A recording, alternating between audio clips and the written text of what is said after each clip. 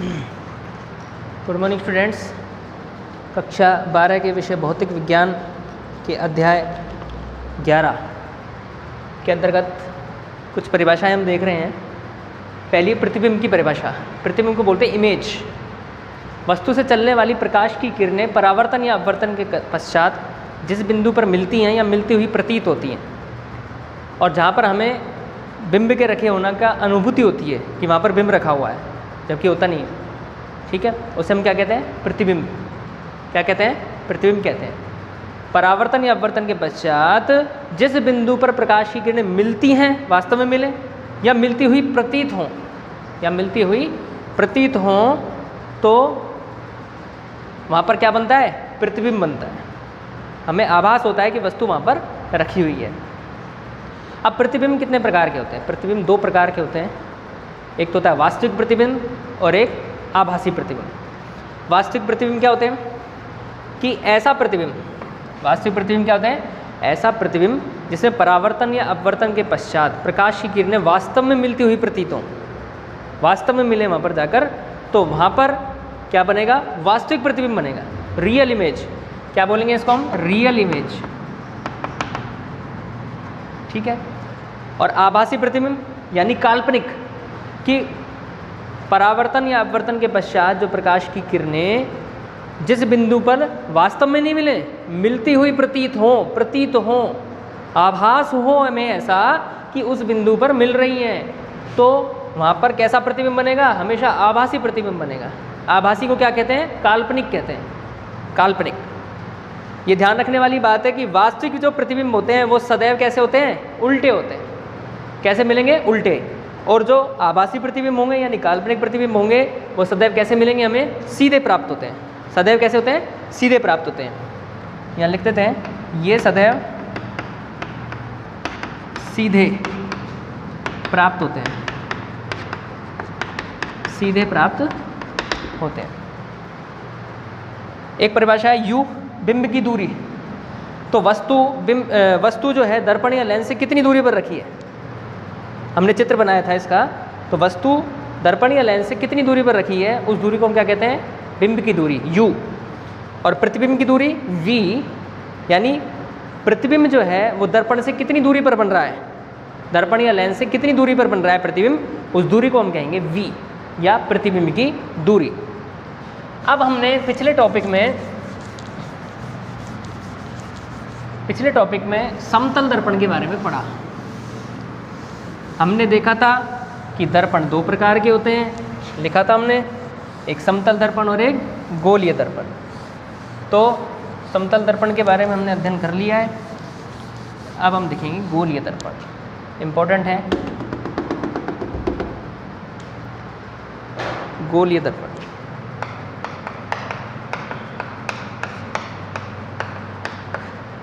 Spherical mirror.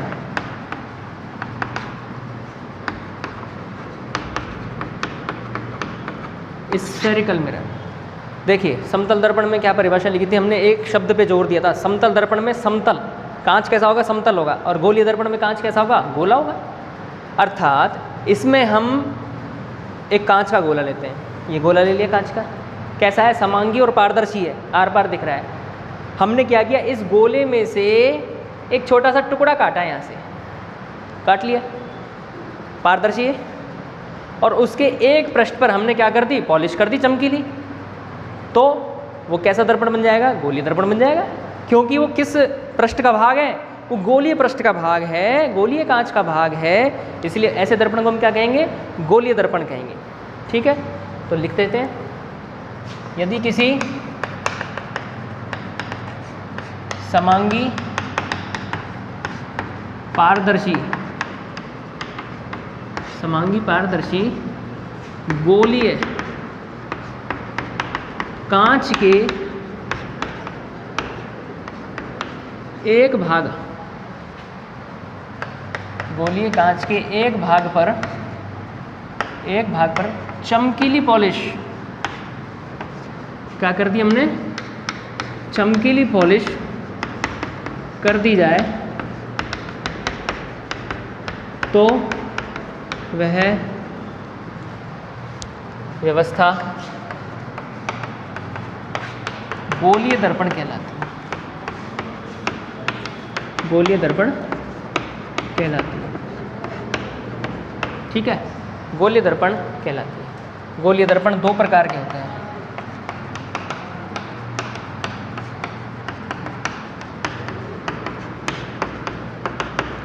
गोलीय दर्पण दो प्रकार के होते हैं। पहला है अवतल, अवतल गोलीय दर्पण, इसको बोलते हैं कॉनकेव स्फेरिकल मिरर।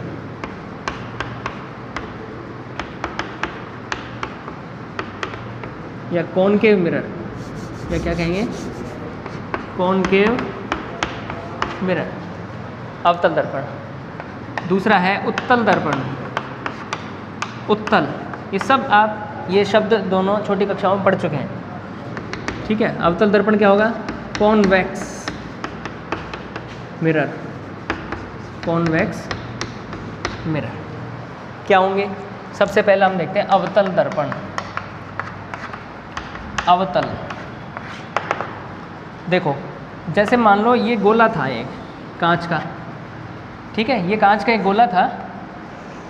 हमने क्या किया, इस गोले का एक टुकड़ा काटा, यहाँ से ये काट लिया, ये रहा, ये टुकड़ा काट लिया। ठीक है, तो हम इस कांच के गोले में से एक टुकड़ा ले लिया, ये रहा, ये टुकड़ा। ठीक है, इसके दो भाग हैं, इस टुकड़े के, कांच के गोले के टुकड़े के दो भाग हैं। ये तो धंसा हुआ भाग है इधर वाला, ये उभरा हुआ भाग है। ठीक है, यदि हम चमकीली पॉलिश उभरे हुए भाग पर करें, चमकीली पॉलिश कहाँ पर कर रहे हैं, उभरे हुए भाग पर कर रहे हैं, तो परावर्तन कहाँ से होगा, धंसे हुए भाग से होगा। कहाँ से होगा, धंसे हुए भाग से होगा। ठीक है, तो ऐसी व्यवस्था क्या कहलाएगी, अवतल दर्पण। जब कांच के गोलीय भाग या गोलीय टुकड़े, जब कांच के गोलीय टुकड़े के उभरे हुए पृष्ठ पर, उभरे हुए पृष्ठ पर या भाग पर चमकीली पॉलिश कर दी जाए, चमकीली पॉलिश कर दी जाए, तो परावर्तन धंसे हुए, कौन से भाग से होगा, धंसे हुए पृष्ठ से होगा। ऐसा दर्पण कौन सा कहलाएगा, अवतल दर्पण कहलाएगा। कहाँ से हो रहा है परावर्तन, धंसे हुए भाग से हो रहा है, अवतल। ठीक है, तो बहुत सिंपल परिभाषा है। दूसरा है उत्तल दर्पण। उत्तल में उल्टा हो जाएगा, उत्तल में उल्टा हो जाएगा, उत्तल दर्पण, कॉन्वेक्स मिरर।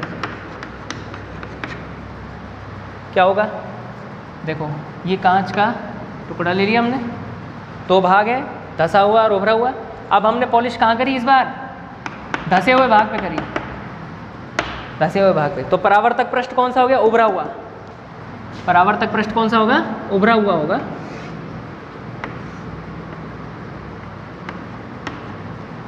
ठीक है, तो ये क्या कहलाएगा, उत्तल दर्पण। जब परावर्तन कहाँ से हो रहा है, उभरे हुए पृष्ठ से। उत्तल, उत्तल मतलब उभरा हुआ। देखिए ऐसी परिभाषा होगी, जब कांच के गोलीय टुकड़े के धंसे हुए पृष्ठ पर चिकनी पॉलिश, चमकदार पॉलिश, चमकीली पॉलिश कर दी जाए, तो परावर्तन उभरे हुए पृष्ठ